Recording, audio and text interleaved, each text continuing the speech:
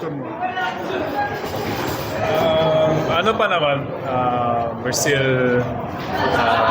I'm still in talks with my team, Northport. So, nothing final yet.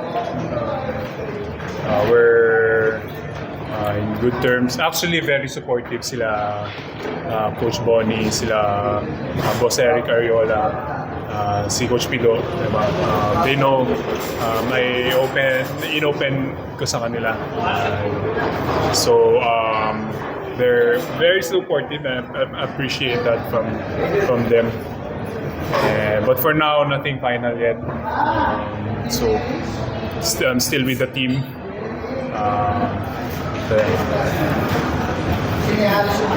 Injury ka ba? Kausap yung injury mo pa rin may hip flexor ko. May hip. May something pa rin eh. Parang I don't wanna risk kasi very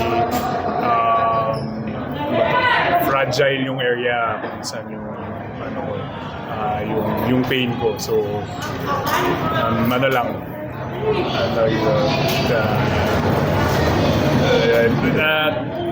Gusto ko 100% ako before maglaro ulit. Kaya I'm missing a lot of games. Irvin, playing overseas ba isa sa mga parang nasa bucket list? Well, oo naman. Yeah, I'm sure a lot or lahat naman siguro it's it's nasa bucket list na like you said, diba? So Pero Arvin, parang na-extend lang actually yung contract mo, diba? Finish na pero dahil yung new ruling kailangan tapusin. that's actually that's what we're talking about right now. So me and the management yung naayos na we're talking. So, Pero may offer pa sa iyo yung management na bagong contract. that's we're still in talks. We're still in talks. So, I'm looking at everything, sir. To be honest, diba? Siyempre, bihira lang yung opportunity na gano'n.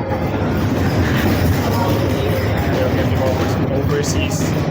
At the same time, meron dito sa PBA with Northport. So, in a way. Pero you're still open to playing here? Oh, very open. Very open. That's actually my priority. Diba? Dahil, of course, diba? Ito pa rin yung dream ko diba? Sa PBA and I feel like I'm in good hands, with Northport, with my coaches and the management. And I'm in a comfortable situation, kumbaga. So, of course, still want to play. Medyo mahirap nga lang decide, guys, kasi